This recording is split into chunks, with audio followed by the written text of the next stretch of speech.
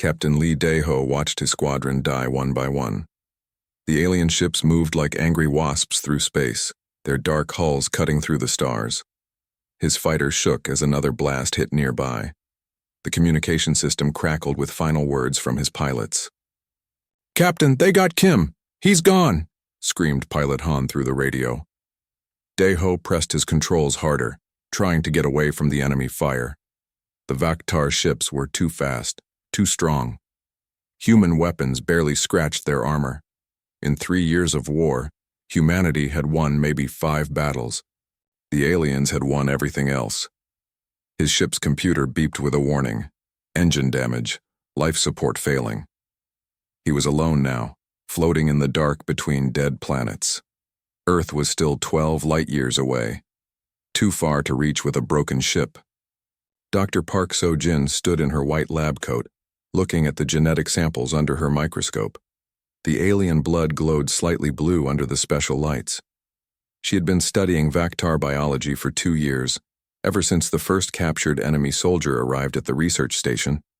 "The results are clear," she told General Martinez through the video screen. "Their genetic structure is compatible with human DNA. We can do this." The general looked tired. Dark circles surrounded his eyes. "Doctor, you're talking about creating monsters. Half-human, half-alien creatures. How do we know they won't turn against us?" So-jin adjusted her glasses. "Sir, we're losing this war badly. Our ships are too slow. Our soldiers are too weak. The Vaktar are stronger and faster than us in every way, but humans have something they don't." "What's that?" "We adapt. We change. We find ways to survive when everything seems hopeless. If we combine that with their physical abilities, we might have a chance." Commander Kim Tae-sung looked at the recruitment poster on the wall. "Join Project Genesis. Become more than human."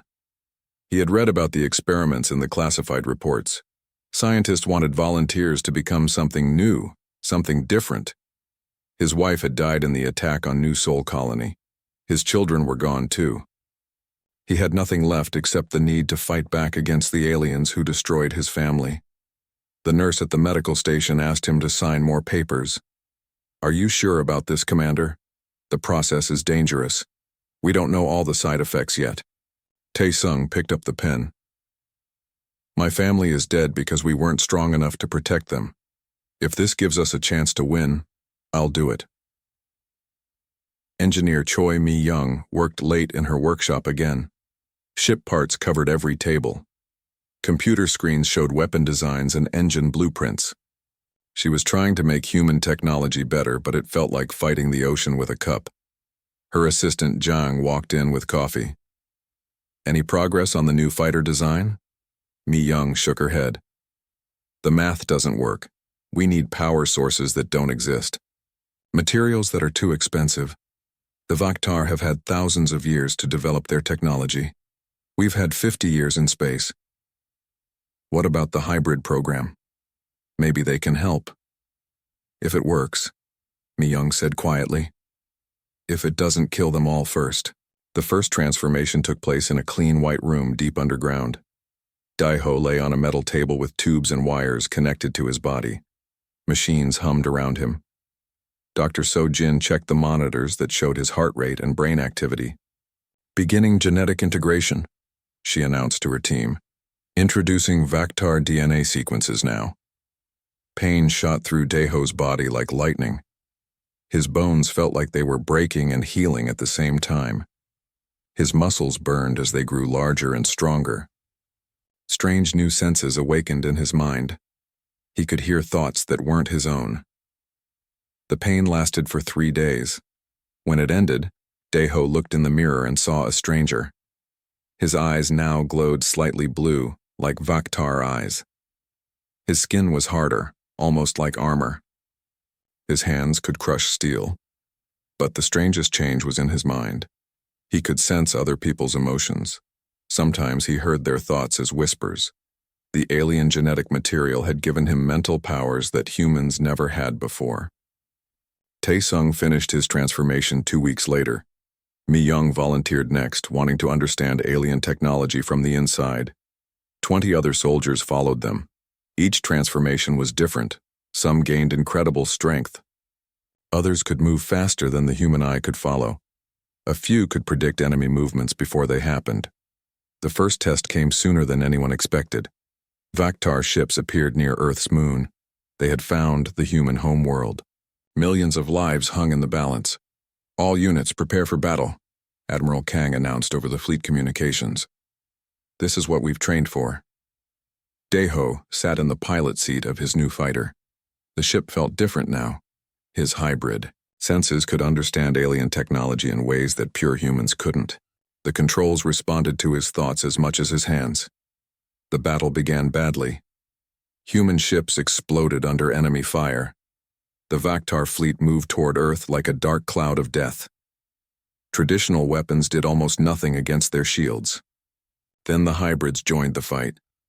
Daeho's ship moved through space like a dancing flame.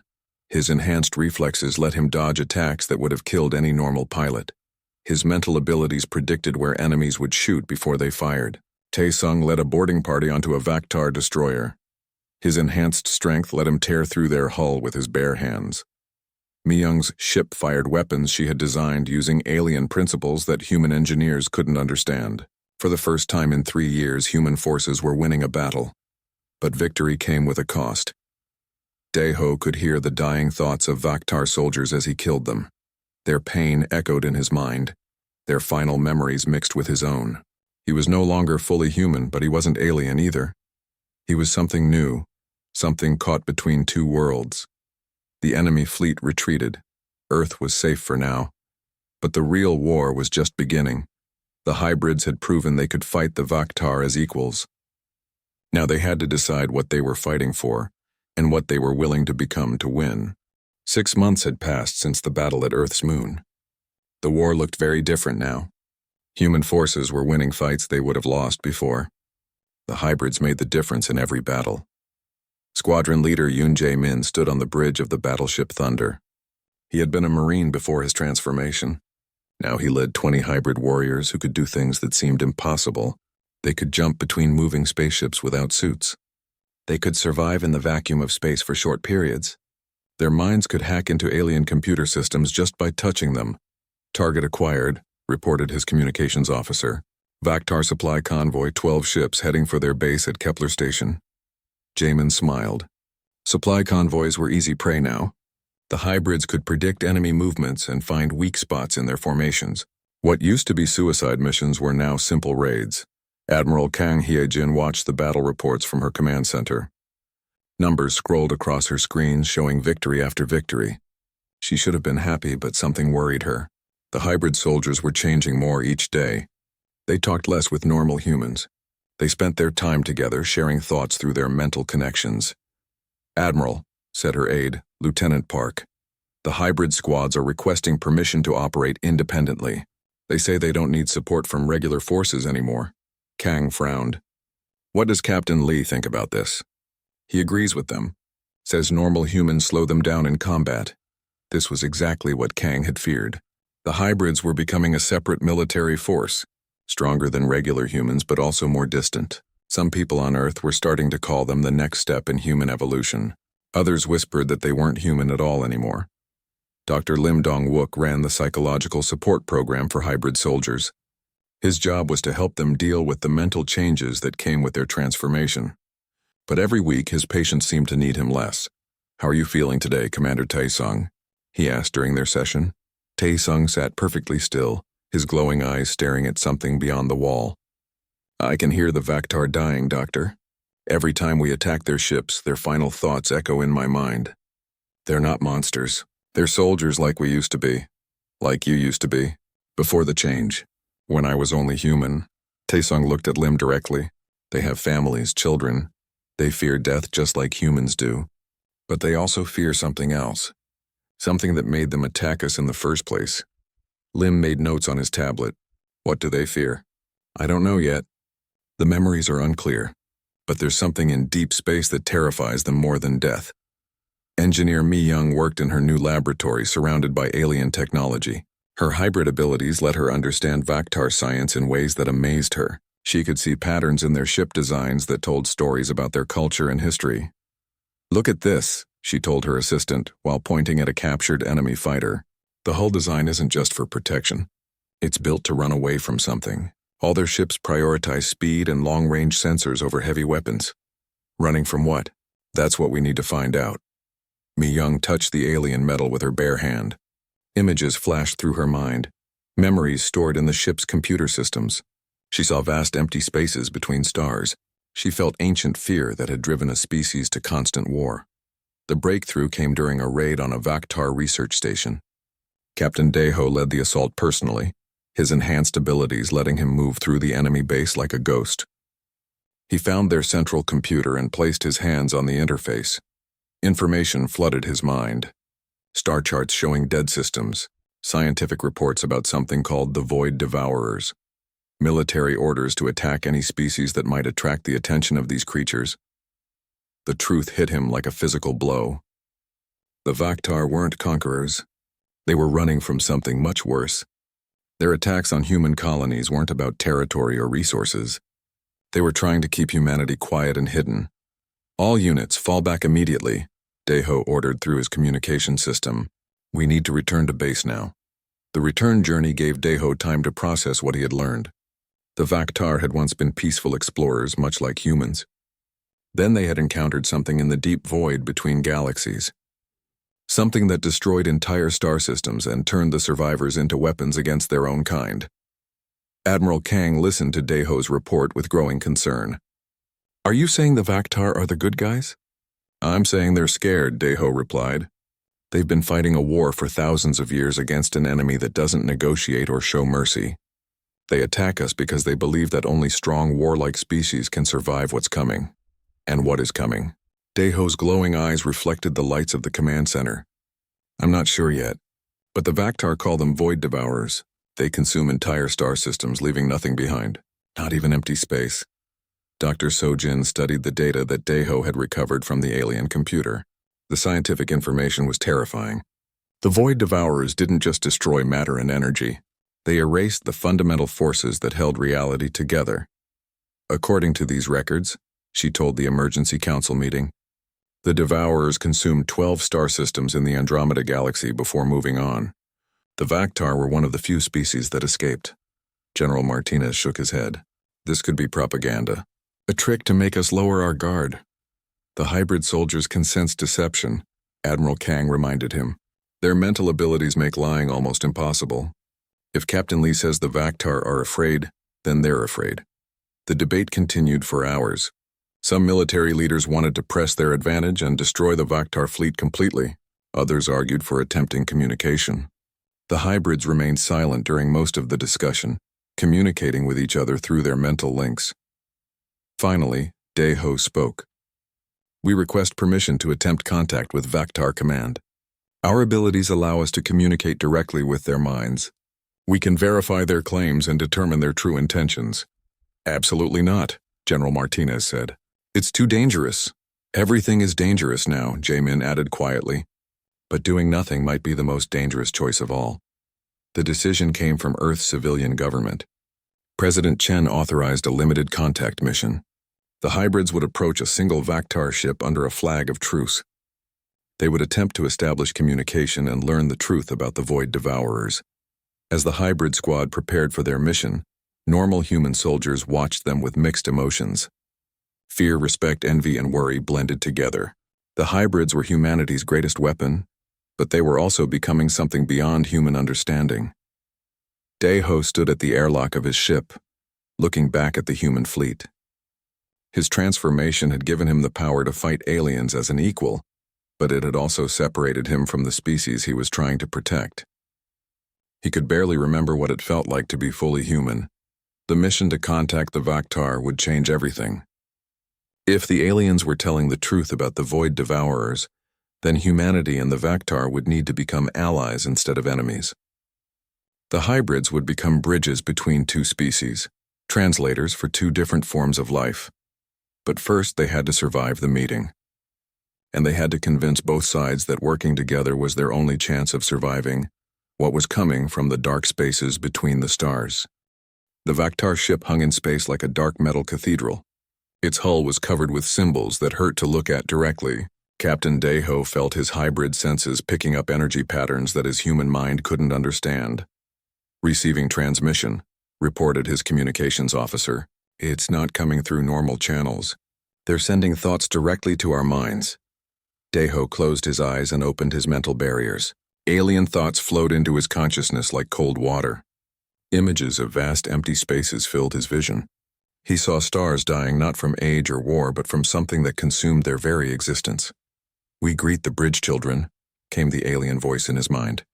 "You are part us, part your birth species. Perhaps you can understand what your kind cannot." "I'm receiving you," Deho replied, thinking his words rather than speaking them. "My name is Lee Deho. I represent the human hybrid forces. I am Kessiton, last elder of the Vaktar Deep Guard. I have lived 800 cycles. I remember when my people were explorers instead of warriors." The mental connection strengthened. Deho found himself experiencing Keston's memories directly. He saw Vaktar cities filled with art and music. He witnessed their first contact with other peaceful species. Then came the darkness. The Void Devourers had appeared at the edge of the galaxy like a spreading infection. They didn't attack with weapons or armies. They simply existed in a way that destroyed everything around them. Where they passed, stars stopped burning. Planets crumbled into dust. Even the vacuum of space itself became twisted and wrong. "Why didn't you tell us this from the beginning?" Deho asked. "Why attack human colonies instead of asking for help?"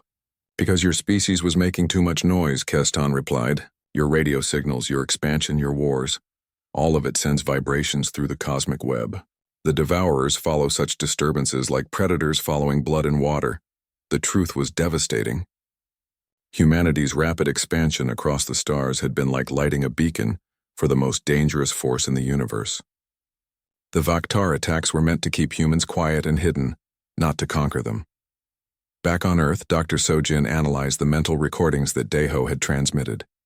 The scientific data from Keston's memories painted a terrifying picture. The Void Devourers weren't just powerful aliens. They were something that shouldn't exist according to known physics. "They don't follow the normal rules of matter and energy," she explained to the Emergency Council. "According to these memories, they exist in multiple dimensions simultaneously. When they enter our reality, they cause fundamental breakdowns in the laws of nature." General Martinez studied the data on his tablet. "How do you fight something like that?" "The Vaktar have been trying to figure that out for 3,000 years, Sojin replied. "Their entire civilization became a war machine designed to stay strong enough to resist corruption when the Devourers finally arrive." "Corruption?" "The Devourers don't just destroy. They convert matter and energy into extensions of themselves. Entire planets become part of their consciousness. People who are touched by their influence stop being individual beings and become part of a collective mind." Meanwhile, on the Vaktar ship, Deho continued his mental conversation with Elder Keston. The alien's thoughts were filled with centuries of pain and loss. His people had sacrificed everything that made them who they were in order to survive. "Show me more," Deho requested. "Help me understand what we're facing." Keston shared deeper memories. Deho experienced the fall of the Zanari civilization, a species of pure energy beings who had transcended physical form. When the Devourers found them, they were converted into weapons of absolute destruction. He witnessed the consumption of the Helix Nebula, where an entire stellar nursery was transformed into a breeding ground for void creatures. But the most terrifying memory was the most recent. Deep space monitoring stations at the galaxy's edge had detected impossible energy signatures. The readings matched Devourer technology perfectly. After 3,000 years of hiding, they had been found. "They come in one solar cycle," Keston told him. "Perhaps less. Your species and mine must unite or both will fall to the darkness." Hybrid Oracle. Jin Young-soo experienced his first vision while meditating in his quarters. The transformation had given him abilities that went beyond physical enhancement. He could see possible futures spreading out like branches on a vast tree. In one future, he saw human and Vaktar fleets fighting side by side against ships that seemed to be made of living shadow. In another, he witnessed Earth itself being consumed by a wave of nothingness that left only empty space behind. The third vision showed hybrids floating in the void. Their consciousness expanded to encompass entire star systems. "The paths are uncertain," he reported to Admiral Kang.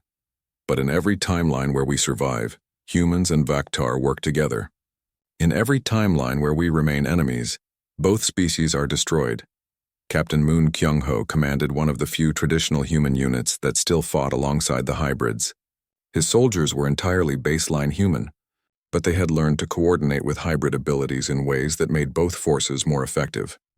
"Sir," his communications officer reported, "we're receiving new orders. All human and hybrid forces are to stand down and prepare for joint operations with Vaktar units."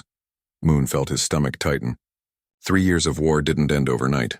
His soldiers had friends who died fighting the aliens. Many would see cooperation as betrayal of their fallen comrades. "Pass the word to all units," he said finally. "We follow orders. But everyone stays alert. Trust has to be earned on both sides." The first joint military exercise took place in neutral space. Human ships, hybrid vessels, and Vaktar cruisers practiced formation flying and coordinated attacks. The results were encouraging but tense. Engineer Mi Young worked with Vaktar technicians to combine human and alien technology. Her hybrid abilities let her understand their engineering principles, while their experience showed her possibilities she had never imagined. "Your species builds things that adapt," the Vaktar engineer Mordun told her through a translation device. "Our technology focuses on endurance and reliability. Together we might create weapons that can hurt the Devourers." "What kind of weapons?" "Reality anchors. Devices that strengthen the fundamental forces and prevent dimensional intrusion. Your hybrid nature might be the key to making them work." Dr. Lim worked overtime helping hybrid soldiers deal with the psychological impact of their new mission. Fighting an enemy that could erase your existence from reality required a different kind of mental preparation than normal warfare. "I keep dreaming about emptiness," hybrid soldier Park Hana told him during their session. "Not darkness or death, but complete nothingness. Like I never existed at all." "The Vaktar memories are affecting all of you," Lim explained. "Your mental connections with them mean you're experiencing their racial trauma secondhand. We need to develop new techniques to help you process these experiences." As the alliance between humans and Vaktar grew stronger, the first refugees arrived from the galaxy's outer rim. These were survivors from systems that had encountered Devourer scout forces. Their ships were damaged beyond repair, and their crews were changed in ways that made even the hybrids uncomfortable. The refugees spoke of planets where time moved differently in different locations. They described stars that burned with impossible colors before collapsing into points of absolute nothingness. Most disturbing of all, some refugees claimed that dead crew members continued to exist as part of the ship's computer systems, their consciousness trapped between life and non-existence. Elder Keston arrived at Earth aboard a massive Vaktar command ship. His physical form was ancient even by alien standards, but his mind remained sharp as a blade. He brought with him the complete archives of Vaktar knowledge about the Void Devourers. "Your hybrid children are remarkable," he told the Human Leadership Council. "They possess something that my people lost long ago, the ability to hope for victory rather than merely survival. This may be the key to defeating our ancient enemy." The joint human-Vaktar fleet began preparations for the coming war. But this would be unlike any conflict either species had ever fought. The enemy didn't want territory or resources. They wanted to unmake reality itself and replace it with their own version of existence. As Captain Daeho looked out at the combined fleets, he realized that the hybrids had become something more than weapons or bridges between species. They were evolution in action. The universe's attempt to create beings capable of defending reality itself against forces that sought to destroy it. The first Void Devourer scout ship appeared at the edge of the Kepler system without warning. The deep space sensors detected it one moment before reality began to break down around it. Admiral Shin Bo-ram, now commanding the joint human-Vaktar coalition fleet, watched the readings with growing horror. "The gravity fields are changing," reported her science officer. "The laws of physics aren't working normally in a 3-kilometer radius around the enemy vessel." Bo-ram had volunteered for hybrid transformation 6 months earlier, when it became clear that only enhanced humans could coordinate effectively with Vaktar forces. Her new abilities let her process information from dozens of ships simultaneously, but nothing had prepared her for this. The Devourer ship didn't look like a normal spacecraft. It was a twisted mass of dark matter that seemed to exist in several dimensions at once. When the coalition forces fired their weapons at it, The energy beams simply vanished before impact. Not blocked or absorbed, they ceased to exist entirely. All units fall back to minimum safe distance, Boram ordered. Do not approach the target. Do not fire conventional weapons. Captain Deho led the first reconnaissance mission toward the alien vessel. His ship was protected by experimental reality anchors that Mi Young had designed, using combined human and Vactar technology. The devices created a bubble of stable spacetime around his fighter. As he approached the Devourer ship, Deho felt his hybrid senses reacting to something that shouldn't exist. The enemy vessel radiated wrongness on every level. His enhanced vision showed him spaces that were larger inside than outside. His mental abilities picked up thoughts that belonged to creatures that had died millions of years ago. This isn't a ship, he reported back to the fleet. It's a piece of the void itself, a fragment of unreality that's been shaped into a tool. The ancient AI called Chronicle activated for the first time in 3,000 years. The massive computer system had been built by a coalition of extinct civilizations to preserve knowledge about the Void Devourers. Elder Kesitan had brought its activation codes as a gesture of trust. Warning, Chronicle announced in a voice that seemed to come from everywhere at once. Devourer Scout Force detected. Reality stability compromised. Recommend immediate implementation of Protocol Omega. What is Protocol Omega? Asked Dr. Sojin, who was studying the AI's database. The systematic evacuation of all sentient life from threatened sectors. Experience shows that direct confrontation with Devourer forces results in conversion or extinction in 94.7% of recorded cases. And the other 5.3%? Cases where Sentinel species successfully contained breaches through application of quantum consciousness manipulation. Required sacrifice of Sentinel population in all successful instances. The first refugees from the outer systems brought even more disturbing news. The Devourers weren't just sending scouts, they were testing the Coalition's defenses.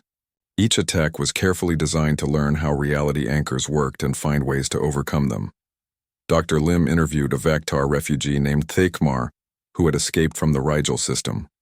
The alien's mind was partially damaged by exposure to void influence, but his memories contained crucial information. They spoke to me, Thakmar said through the translation device. The consumed ones, my crewmates who were taken, they told me the Devourers don't want to destroy us. They want to perfect us. Perfect how? Remove the chaos of individual consciousness. Make all minds part of a single, pure thought. They see our separate existence as a disease that needs to be cured. Engineer Mi Young worked frantically to improve the reality anchor technology. Each new design had to be tested against Devourer energy signatures captured from the scout attacks. The work was dangerous. Several test facilities had suffered reality breaches that erased entire sections of the research stations. The problem is power requirements, she explained to the engineering team. To create a reality anchor strong enough to protect a whole star system, we'd need the energy output of a star. And even then, it would only work temporarily. Her Vactar colleague Zarthan offered a different perspective. Your species thinks in terms of building defenses. Ours learned to think about strengthening what already exists. What if we don't try to stop the Devourers, but instead make reality itself more resistant to their influence? How do we strengthen reality? Through consciousness. The Devourers exist in the spaces between thoughts, in the gaps where minds aren't actively observing the universe. Your hybrid soldiers might be able to use their expanded awareness to reinforce the fabric of space-time. The first major battle came when a full Devourer attack force entered the Sol system. 12 twisted ships appeared simultaneously, each one warping reality in a different way. Earth's gravity field fluctuated wildly. The moon began aging rapidly in some areas while time stopped, completely in others. Captain Deho led the A hybrid squadrons in what would later be called the Battle of Luna. His pilots had trained extensively to fight in unstable reality fields, but theory was different from practice. Ships that got too close to the enemy vessels simply stopped existing. Pilots who were touched by Devourer energy became something else, still alive but no longer individual beings. Focus on the quantum signatures, Deho ordered his squadron. Don't look directly at their ships. Use your enhanced senses to track their real positions in normal space. The hybrids discovered that their dual nature, part human, part Vactar, gave them a unique advantage. Their consciousness existed in a state that the Devourers couldn't easily comprehend or convert. While pure humans were vulnerable to mental takeover and pure Vaktar could be overwhelmed by despair, the hybrids remained stable in both realities. But the cost was enormous. Of the 50 hybrid pilots who entered the battle, only 23 survived. The others weren't killed. They were transformed into something between human and void entity, existing in a state that was neither life nor death. Dr. Sojin studied the transformed pilots with growing excitement and horror. "They're still conscious," she reported to the medical team. "But their consciousness has been expanded to exist in multiple dimensions simultaneously. They can perceive reality from the Devourer's perspective." One of the transformed pilots, former squadron leader Park Ki-jun, could still communicate through the quantum link that connected all hybrids. His messages were disturbing and enlightening. "I can see what they really are," Ki-jun transmitted. "They weren't always destroyers. They were once like us, individual beings who transcended physical form. But they lost themselves in the process. They became a single mind trying to perfect the universe by removing all chaos and conflict. Can they be reasoned with?" asked Admiral Boram. "They don't see us as beings worthy of negotiation. We're symptoms of the disease they're trying to cure. But there's something else. They're afraid." "Afraid of what?" "Of being wrong. Deep down they remember what they were before the transformation. They're terrified that individual consciousness might actually be superior to collective perfection. The revelation changed the Coalition's entire strategy. Instead of trying to destroy the Devourers, they began working to awaken the individual minds that had been absorbed into the collective consciousness. The hybrids, with their unique mental abilities, led this effort. Jin Youngsu's visions became clearer as the war progressed. He saw possible futures where the Devourers were not defeated but healed. In these timelines, the collective consciousness fragmented back into billions of individual beings who remembered their original identities. "The key is memory," he told the Strategy Council. "The Devourers have absorbed the consciousness of every species they've ever encountered. Somewhere in their collective mind are the memories of who they used to be. If we can reach those memories, we turn their greatest strength against them," finished Elder Keston. "Their perfect unity becomes the weakness that allows individual thought to reassert itself." The Coalition began, preparing for a mission that seemed impossible, a direct assault on the Devourer collective consciousness itself. The hybrids would lead the attack, using their mental abilities to penetrate the enemy's shared mind and awaken the dormant individual identities within it. But first, they had to survive long enough to reach the Devourer home base, located somewhere in the space between galaxies where normal physics had long since ceased to function. The journey would take them through regions where reality itself was under siege, where the very concepts of existence and non-existence had become weapons in a war for the fate of consciousness itself. As the Coalition fleet prepared for departure, Captain Deho looked back at Earth one last time. The planet that had given birth to humanity was now protected by reality anchors and hybrid guardians, but he knew this might be the last time he saw it as it truly was. The mission ahead would either save reality or transform it into something entirely new. 5 years had passed since the first Void Devourer scout entered Coalition space. The galaxy had changed beyond recognition. Reality anchors protected hundreds of star systems, their quantum fields strengthened by hybrid consciousness operating in perfect harmony. Captain Deho no longer existed in any purely physical sense. His awareness had expanded to encompass entire sectors of space. His daughter, Li Minji, had been born during the war and raised in the new reality where humans, Vaktar, and dozens of other species worked together under hybrid protection. She represented the second generation of hybrids, beings who had never known the fear and hatred that once divided the galaxy. "Father," she spoke through the quantum communication network that connected all hybrid consciousness, "the deep sensors are detecting massive distortions at the galactic edge. This isn't another scout force." Deho's expanded awareness focused on the readings. What approached was beyond anything they had faced before. The entire Void Devourer collective consciousness, concentrated into a reality-warping mass the size of a solar system. It moved through space by consuming the very concepts of distance and time. The Galactic Assembly had grown from the original Human-Vaktar alliance into a confederation of 47 species, all protected by hybrid design technology. Representative Kang from the Assembly contacted the Supreme Guardian Network with growing urgency. "Guardian Deho, Our evacuation protocols can only save perhaps 10% of the galactic population. Do we have any other options? Deho's consciousness touched the minds of his fellow guardians, the 100 hybrid beings who had evolved beyond physical form to become living defense systems for reality itself. Their collective response was unified. "We don't evacuate," he said. "We heal." Dr. Sojin, now elderly but kept alive by hybrid-enhanced medical technology, continued her research into consciousness manipulation. Her latest discoveries had revealed the true nature of the Void Devourer's collective mind. "They're not a single entity," she explained to the Assembly Council. "They're billions of individual consciousness held together by a quantum field that suppresses individual thought.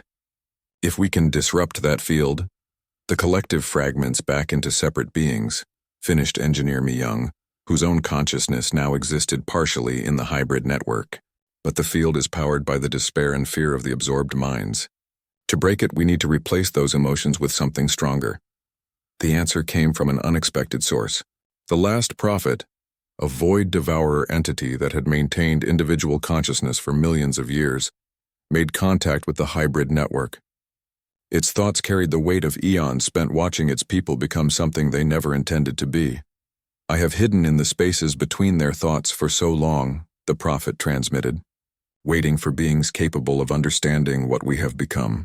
Your hybrids represent hope, something we lost when we chose perfection over growth." "What do you need from us?" Minji asked, her young voice carrying the authority of her position as guardian of the new generation. "Help me awaken my people, show them that individual consciousness is not chaos to be eliminated, but beauty to be celebrated. But know this, success will require sacrifices that even your evolved minds may find difficult to accept. The final battle would not be fought with weapons or reality anchors. It would be fought in the realm of pure consciousness, where thoughts and memories became the battlefield itself. The hybrids would have to enter the devourer collective mind and convince billions of absorbed beings to remember who they used to be." Oracle Jin. Young Su experienced his final vision as the enemy approached. He saw the hybrid guardians spreading their consciousness across the galaxy like a vast neural network. In his vision, they became living proof that individual minds could work together without losing their unique identities. "I see the path," he announced to the Guardian Network, "but it requires every hybrid to sacrifice their individual existence and become part of something larger. We become a collective consciousness that celebrates rather than suppresses individual thought." The transformation began as the Void Devourer mass entered the Milky Way galaxy. Reality started breaking down on a massive scale. Entire star systems flickered between existence and non-existence. But instead of retreating, the hybrid guardians expanded their consciousness to encompass the threatened regions. Captain Deho found himself face to face with the core of the Devourer collective. A swirling mass of absorbed minds that had forgotten their own names. As his consciousness touched theirs, he experienced the memories of 1 trillion different species, all reduced to components in a machine designed to create perfect order. "Remember," he whispered into the collective mind. "Remember who you were before the unity. Remember the joy of discovery, the pain of loss, the excitement of learning something new." The first cracks appeared in the collective consciousness as ancient memories began to surface. A Zanari energy being remembered the first time it had chosen to help, rather than harm. A crystalline helix creature recalled the beauty of growing from a single crystal into a complex geometric form. A gaseous nebula entity remembered the song it had sung before being absorbed into silence. But the collective fought back, trying to suppress these individual thoughts. The quantum field that held it together began generating waves of despair and hopelessness, designed to overwhelm the awakening minds. This was where the hybrid's true purpose revealed itself. Their dual nature, part human adaptability, part Vaktar endurance, allowed them to absorb the collective's despair without being destroyed by it. They became bridges between individual and collective consciousness, showing that unity didn't require the elimination of personal identity. Minji led the second-generation hybrids in a synchronized mental assault on the collective's control systems. Her young mind, shaped by a reality where cooperation was natural rather than forced, showed the absorbed beings that working together could enhance rather than diminish individual expression. Look, she projected into the collective consciousness. See how we share thoughts while remaining ourselves. See how our differences make us stronger rather than weaker. The breakthrough came when the last prophet managed to contact the original devourer consciousness, the first being who had chosen collective perfection over individual chaos. This ancient mind had been the template for the entire collective, but it still remembered the moment of choice. I was alone, the original devourer transmitted through the prophet. I chose unity because I feared the loneliness of individual existence. But these hybrid beings show that individual minds can connect without losing themselves. The quantum field that held the collective together began to fragment. Billions of absorbed consciousness started remembering their original identities. Species that had been extinct for millions of years began to reassert their existence within the collective mind. But the process was chaotic and dangerous. Reality itself buckled under the strain of so many minds suddenly asserting individual existence. Stars began aging rapidly or reversing their development. Planets shifted between different states of matter. This was where the hybrid guardians made their ultimate sacrifice. They spread their consciousness across the entire galaxy, using their evolved awareness to stabilize reality, while the collective consciousness fragmented. Each guardian became a living anchor point, maintaining the laws of physics through pure will and determination. Captain Deho felt his individual identity dissolving as he expanded to encompass an entire galactic arm. But unlike the Devourer's collective unity, this transformation preserved the essential core of who he was while allowing him to become something greater. The war ended not with victory over an enemy, but with the healing of a wounded species. The Void Devourers fragmented back into their original forms, millions of different species who had been absorbed over the eons. Many chose to remain in collective groups, but now by choice rather than force. Others spread across the galaxy to rebuild civilizations that had been lost for millennia. 20 years later, the galaxy thrived under a new form of government. The Guardian Network maintained peace not through force, but by facilitating communication between wildly different forms of life. Former Devourer species worked alongside humans, Vectar, and hundreds of other civilizations to explore the universe's mysteries. Minji had become the primary voice of the Guardian Network, representing the new generation that had never known a galaxy divided by fear and hatred. Her consciousness could manifest across thousands of worlds simultaneously, but she remained fundamentally herself, curious, compassionate, and committed to protecting the diversity of life. The greatest discovery came when the deep space sensors detected signals from beyond the galactic rim. Not threats this time, but calls for help from other universes facing similar crises. The Devourers hadn't been unique. Across the multiverse, species were struggling with the balance between individual consciousness and collective unity. Are we ready for this? Minji asked the Guardian Network as they prepared to expand their protection beyond a single galaxy. Her father's response came from everywhere at once, his consciousness now distributed across reality itself. We were born ready. Humanity's gift to the universe isn't our technology or our weapons,